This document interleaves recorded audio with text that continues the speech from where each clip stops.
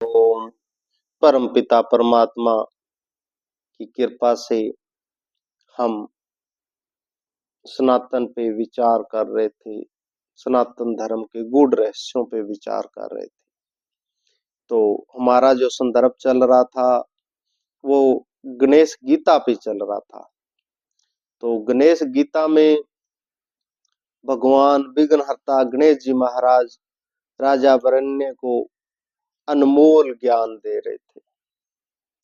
तो कर्म सिद्धांत पहले बताया, अब महाराज राजा को ज्ञान बता रहे हैं, क्योंकि दो ही रास्ते हैं, या तो कर्म के द्वारा या ज्ञान के द्वारा। तो कर्म सिद्धांत पिछले अध्याय में बता दिया, अब ज्ञान बता रहे हैं। तो महाराज कहते हैं कि अब जो मैं तुम्हें ज्ञान दे रहा हूं, हे राजन, ऐसा नहीं है कि ये मैं पहली बार दे रहा हूं ज्ञान। ये जो ज्ञान है आदि सनातन का मूल है। और सबसे पहले कहते हैं, महाराज कहते हैं कि हे राजन, पूर्व काल में सृष्टि उत्पन्न करने के समय तीनों गुणों से युक्त तीन शरीर में रहने वाले उत्तम योग का निर्माण करके मैंने ये भगवान विष्णु से वर्णन किया। कहते हैं कि हे राजन, जब सृष्टि उत्पन्न हुई ना, तो तब जो तीन गुणों का विभाग बनाया गया, तो इसके अनुसार ज्ञान भी बनाया गया, और उस ज्ञान को मैंने भगवान विष्णु से कहा। भगवान विष्णु ने यह ज्ञान सूर्य से कहा, सूर्य ने अपने पुत्र से कहा, मनु से कहा। उसके उपरांत परंपरा से इस योग को महर्षि गण जानते रहे। हे राजन, कलयुग में यह बहुत काल बीत जाने से नष्ट हो गया है तथा इस श्रद्धा विश्वास के अयोग्य और निंदनीय समझा गया है। इसलिए हे राजन, अब फिर तुमने मेरे मुख से उस पुरातन योग को सुना है। यह गुप्त से गुप्त, अत्यंत कल्याणकारक और संपूर्ण वेदों का सार है। तो राजा कहने लगा कि हे भगवान, हे गजानन, आप तो इस समय गर्भ से उत्पन्न हुए हैं, फिर आपने विष्णु से यह उत्तम योग किस प्रकार वर्णन किया? तो भगवान कहने लगे, हे राजन, मेरे और तुम्हारे अनेक जन्म हो चुके हैं, मैं उन सब को जानता हूं, परंतु तुम नहीं जानते। हे माँ बाओ, मुझसे ही विष्णु आदि देवता उत्पन्न हुए हैं, और युग युग में प्रलय के समय मुझ में ही लय हो जाएंगे।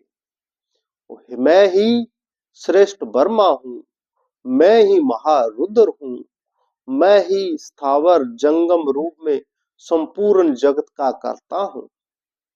हे राजन, मैं अजन्मा अविनाशी हूं तथा सभी जीवों का आत्मा आदि ईश्वर हूं। सब जीवों के अंदर जो ईश्वर तत्व विराजमान है वो मैं ही हूं। और त्रिगुणात्मक माया रज तम सत में स्थिर होकर मैं ही अनेक अवतार धारण करता हूं। जिस समय अधर्म की वृद्धि और धर्म की हानि होती है, उस समय साधुओं की रक्षा और दुष्टों को मारने के लिए मैं अवतार भी ग्रहण कर लेता हूं। हे राजन, मैं अधर्म के समूह को नष्ट कर धर्म की स्थापना करता हूं, और अनेक प्रकार की लीला कर आनंद से दुष्टों और दैत्यों का वध करता हूं। क्योंकि हे राजन, मैं अनेक रूप धारण करके मैं वर्ण, आश्रम, मुनि और साधुओं का पालन करता हूं। मैं नाना रूप धारण करके जहां तहां पहुंच जाता हूं। इस प्रकार जो युग युग में मेरी दिव्य विभूतियां है, मेरे कर्म है, वीर्य और रूप को जानता है, वह अहंकार और ममता बुद्धि का त्याग कर देता है और वह मुक्त हो जाता है।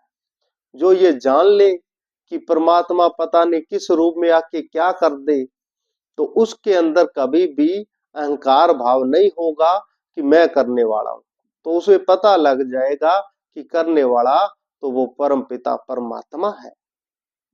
तो जिसने ऐसा जान लिया वो फिर मुक्त हो जाएगा। फिर महाराज कहते हैं हे राजन, इच्छा रहित, निर्भय, क्रोधहीन, मुझ में ही आश्रित, मेरी ही उपासना करने वाले, विज्ञान और तपस्या से शुद्ध होकर अनेक प्राणी मुझको प्राप्त हो गए हैं। श्रेष्ठ जन जिस जिस भाव से मेरा सेवन करते हैं, मैं अनीश्वर उनको वैसा वैसा फल देता हूं। हे राजन, जिस प्रकार से दूसरे लोग भी मेरे अनुयायी हो जाएं, इसी प्रकार का व्यवहार वे अपने और दूसरे मनुष्यों के यहाँ करते हैं। जो कर्मों के फल प्राप्त होने की इच्छा से देव उपासना करते हैं, उन कर्मों के अनुसार उनको शीघ्र सिद्धि प्राप्त होती है। कहने का भाव क्या है? भाव है, भगवान कहते हैं कि हे राजन, जिस जिस भाव से मेरा सेवन करते हैं, मैं ईश्वर उनको वैसा वैसा फल देता हूं। कि जो चाहे मेरा सिमरन करे, मेरी आराधना करे, मेरी पूजा करे, चाहे अन्य किसी किसी देवता की उपासना करे, परंतु सबका फल देने वाला तो मैं ही हूं।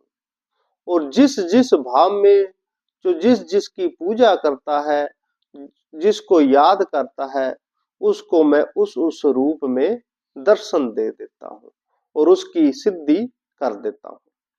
हे राजन, मनुष्य लोक में मैंने 4 वर्णों को सत रज तम इन गुणों और कर्मों के अंश से उत्पन्न किया। यद्यपि मैं इनका करता हूं, परंतु पंडित जन मुझे अकर्ता जानते हैं। वह मुझे अनादि ईश्वर, नित्य और कर्मों के गुणों से अलिप्त मानते हैं। हे राजन, जो मुझे इच्छा रहित जानता है, उसको कर्म बंधन नहीं होता। हे राजन, जो मुझे इच्छा रहित जानता है, उसको कर्म बंधन नहीं होता। ऐसा जानकर पूर्व में मुमुक्षु कर्म करते हैं। वासना जो कि संसार का मूल और दृढ़ कारण है, वही अज्ञान का बंधन है। इसे जानकर प्राणी सबसे मुक्त हो जाता है।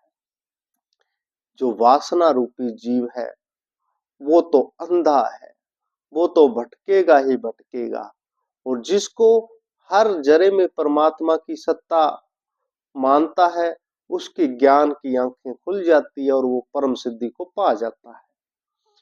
क्या कर्म और क्या अकर्म, यह मैं तुमसे कहता हूं कि हे राजन, अब ध्यान से सुन, विकर्म क्या है और अकर्म क्या है। कि विकर्म क्या है? 3 होते हैं ये, कर्म, अकर्म और विक्रम। मुक्ति की इच्छा करने वाला को अवश्य जानने चाहिए, ये तीनों ही कर्म है। इनकी गति जानना महा कठिन है। हे राजन, क्रिया में अक्रिया, ज्ञान और अक्रिया में क्रिया की वृद्धि जिसकी होती है, वही इस लोक में सभी कर्मों को करने वाला होकर भी मुक्त हो जाता है। जो करता भी है, तो जिसके अंदर अकर्ता का भाव है, तो वो मुक्त हो जाता है। और जो कर्मों को अंकुश से रहित और संकल्प और कामना रहित कर्म करते हैं, तथा उसे जानते हैं, उस बुद्धिमान की सारी क्रियाएं खत्म हो जाती है, ऐसा पंडित जन कहते हैं। जो फल की इच्छा को छोड़कर साधनाहीन होकर भी सदा तृप्त रहते हैं, यदि वह कर्म करने में लगे हों तो भी वह कुछ नहीं करते। जो इच्छा रहित, आत्मज्ञान रहे और संपूर्ण परिग्रह का त्याग किए हैं, ऐसे प्राणी यदि घर में रहकर भी कर्म करें तो भी उन्हें कुछ पातक नहीं लगता, कुछ पाप नहीं लगता। जो द्वंद और ईर्षाहीन होकर सिद्ध असिद्धि में समान दृष्टि रखते हुए जो कुछ प्राप्त हो उसी में संतुष्ट रहते हैं, ऐसे प्राणी कर्म करते हुए भी लिप्त नहीं होते। हे राजन, संपूर्ण विषयों से मुक्त और ज्ञान विज्ञान युक्त प्राणी सारे कर्म यज्ञ ही है और उनकी सारी क्रियाएं विलीन हो जाती है। अग्नि, होम का द्रव्य, हवन करने वाला तथा जो आहुति मुझे अर्पण की जाती है वह सब मैं ही। कहने का भाव है कि सब कुछ मेरा ही तो रूप है, मेरे अलावा है क्या। इसे ब्रह्म स्वरूप देखकर जो हवन करता है वह ब्रह्म को ही प्राप्त होता है, क्योंकि वह ब्रह्म में ही लगा है। कोई योगी देव जन को यज्ञ कहते हैं, दूसरे ब्रह्म रूप अग्नि को यज्ञ करने वाले यज्ञ मानते हैं। हे राजन, कोई योगी संयम रूप अग्नि के द्वारा यज्ञ करते हैं, कोई दूसरे ज्ञान में जलती हुई वैराग्य की अग्नि में संपूर्ण इंद्रियों को और कर्म और प्राणियों को हवन करते हैं। कोई द्रव्य का अनुष्ठान करते हैं, मतलब पैसे से यज्ञ करते हैं, कोई तपस्या से यज्ञ करते हैं, कोई स्वयं अध्याय से यज्ञ करते हैं, कोई महात्मा तीव्र व्रत से और कोई ज्ञान से मेरा यजन करते हैं, यज्ञ करते हैं। जो पूर्व से प्राणवायु और पानवायु, कोई प्राणों की जो है गति, उनसे मेरा यज्ञ करता है, उनसे मेरा ध्यान करता है। भाव क्या है? कहने का भाव है कि भगवान कह रहे हैं कि हे राजन, कोई तपस्या करता है तो वो तपस्या से मुझे याद करता है, कोई अग्नि जला के उसमें आहुतियां देता हुआ मुझे याद करता है, कोई व्रत कर लेता है, खाना पीना बंद करके मुझे याद करता है, कोई जो है कर्म करता हुआ भी मेरी तरफ ध्यान लगाए हुए है। तो हे राजन, ये अलग अलग प्रकृति के लोगों द्वारा अलग अलग तरीके से मेरा यज्ञ, मेरा स्मरण कर रहे हैं, और सभी जो है यज्ञ जो है मेरे समर्पित है, मेरे अलावा कुछ है नहीं। फिर कहते हैं महाराज, हे राजन, वेदों में मन वचन कर्म से बहुत प्रकार से यज्ञ वर्णित है, उन्हें पूर्णता जानकर तुम सारे बंधनों से मुक्त हो जाओगे। हे राजन, सब यज्ञों में ज्ञान यज्ञ श्रेष्ठ है, सबसे श्रेष्ठ यज्ञ जो है वो ज्ञान है। ज्ञान के बिना कोई यज्ञ संपूर्ण नहीं है। मोक्षदायक ज्ञान यज्ञ में सब कर्म क्षीण हो जाते हैं। हे श्रेष्ठ पुरुष, उस ज्ञान यज्ञ को सत्पुरुष की सेवा और प्रसन्न से प्राप्त करो, तत्व से जानने वाले ज्ञानी जन तुम्हें शुभाशीष उसको कहेंगे। और हे राजन, मनुष्य अनेक प्रकार की संगत करता है, पर किसी साधु की संगत नहीं करता, वह संसार में बंधन को प्राप्त होता है। जो सत्संग नहीं करता वो तो बंधन में जाएगा ही जाएगा। सत्संग से गुणों की प्राप्ति और आपदा का नाश होता है, तथा लोक परलोक में अपना कल्याण प्राप्त होता है। हे राजन, अन्य सब तो सुलभ है, परंतु सत्संग बड़ा दुर्लभ है। सत्संग, संत महापुरुष का, पूर्ण सतगुरु का सत्संग बहुत दुर्लभ है। किसी भाग से, कोई पिछले जन्म के कर्मों से उस परमात्मा की खुशी हो तो ये सत्संग प्राप्त होता है, नहीं तो नहीं। जिसके जानने से फिर संसार के बंधन में नहीं आना हो, उसे जानना आवश्यक है। और सत्संग, सत्संग कोई दुनियावी बातें ही सत्संग नहीं होती। सत्संग तो वही है जिस सत्संग के द्वारा इस इंसान की जो जन्म मरण की जो सर्कल है, आवागमन का जो रहमा चला आ रहा है, उससे छूट के परम मोक्ष, परम सिद्धि को प्राप्त हो जाए। सत्संग तो है वो, उसके अलावा कोई सत्संग नहीं है। सत्संग से ज्ञान मिलने पर यह प्राणियों को अपने में ही देखता है और अति पापी प्राणी भी मुक्त हो जाता है। कहने का भाव है, सत्संग, सत्संग जिसको मिल गया उसको तो हृदय में प्रकाश हो गया, उसको जरे जरे में परमात्मा नजर आएगा। और जिसको ज्ञान प्राप्त हो गया सत्संग का, फिर उसने चाहे कितने मर्जी पाप किए हों, भयंकर से भयंकर पाप किए हों, तो वो भी पूर्ण मुक्ति को पा जाता है। हे राजन, जिस प्रकार से प्रचंड जलती अग्नि सब कुछ भस्म कर देती है, उसी प्रकार ज्ञान अग्नि पाप पुण्य दोनों प्रकार के कर्म नष्ट कर देती है।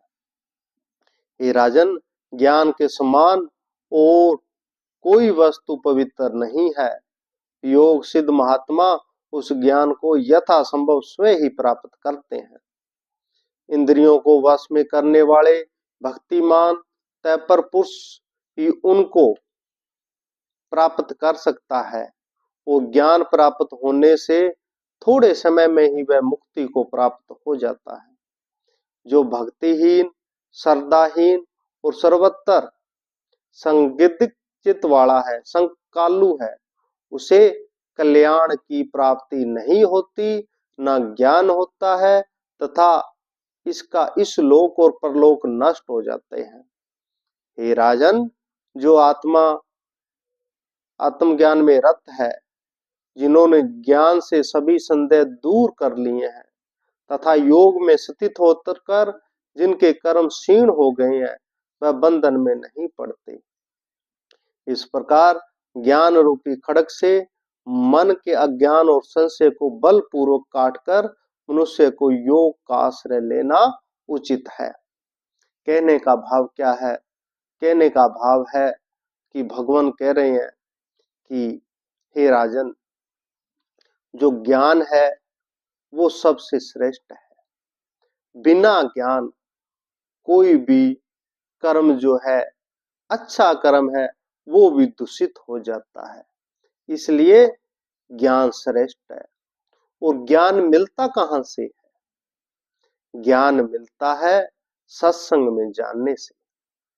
सत्संग में जाओगे, वहां ये ज्ञान मिलेगा, वहां पर ये अनमोल बूटी मिलेगी, जिससे कि इस संसार के जितने भी कर्म हम कर रहे हैं, जितने हमने पीछे हमारे कर्म हुए हैं, उन सभी कर्मों का जो कर्म फल है उसका त्याग, उसको नष्ट कर देता है। ऐसा होता है ज्ञान। और सत्संग क्या है? सत्संग तो वही है जो हमारे पिछले कर्म है उनको नष्ट कर दे और हमें इस संसार में से जो आवागमन है इससे मुक्त कर दे। इसका जो जहां रहस्य मिल जाए वो सत्संग है, जिसमें इस संसार के आवागमन से मुक्त होने का रहस्य नहीं है, जिसमें हमारे पिछले पाप कर्म पुण्य कर्म से मुक्ति फल का रास्ता नहीं है, तो वो सत्संग नहीं है। इसलिए परम संतों की सत्संग बहुत दुर्लभ है, जिसमें ये दो रास्ते मिलते हैं। तो ये इसलिए हे राजन, इस ज्ञान को प्राप्त करने के लिए सत्संग किया जाता है और सत्संग से ही ये परम ज्ञान की उपलब्धि होती है। और जिसमें ये परम ज्ञान आ जाए, फिर वो चाहे कितना मर्जी उसने बुरे कर्म किए, वो मुक्त हो जाएगा और उसको जरे जरे में परमात्मा नजर आएगा। उसको कभी काम और क्रोध जो है कभी प्रभावित नहीं कर सकते, ऐसी उसकी वृत्ति हो जाएगी। और ऐसा ही ज्ञानी जन मुझे प्रिय है, ऐसा ज्ञानी श्रेष्ठ जन ही मेरे को प्यारा लगता है, बाकी कोई दूसरा नहीं।